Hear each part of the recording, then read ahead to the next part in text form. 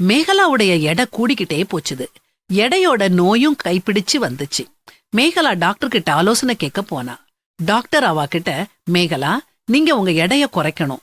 1-2 kilo இல்ல, 15 kilo குறைக்கணும். நீங்க எடை குறையாட்டி உங்க உடல் நலத்துக்கு மிகவும் கேடு.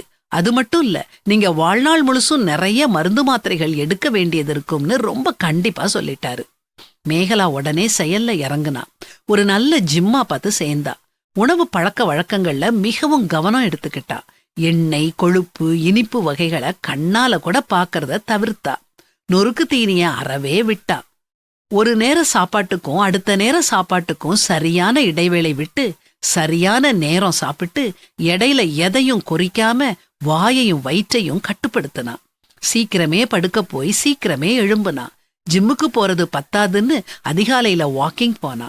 அவளுடைய முயற்சிக்கு நல்ல பலன் இருந்துச்சு. நல்லா எடை குறைஞ்சி ட்ரிம் ஆயிட்டா. அவளுடைய தாழ்வு மனப்பான்மை போய் சுயமதிப்பு அதிகரிச்சது. இதெல்லாம் சரிதான். ஆனா அவ குணம் மாறுச்சுது.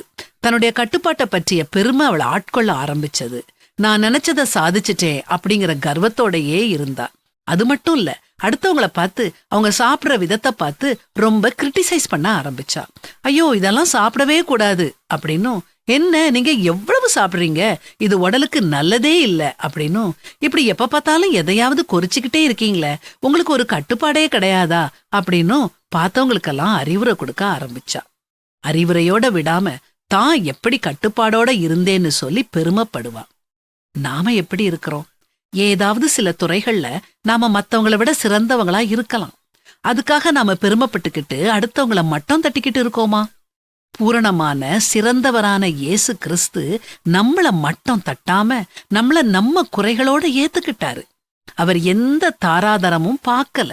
எந்த விஷயத்துக்காகவும் பெருமைப்படாதீங்க, அது உங்களை அழிச்சிரும். அழிவுக்கு முன்னானது அகந்தை, விழுதலுக்கு முன்னானது மனமேட்டிமை அப்படின்னு பரிசுத்த வேதாகமத்திலையும் வாசிக்கிறோம்.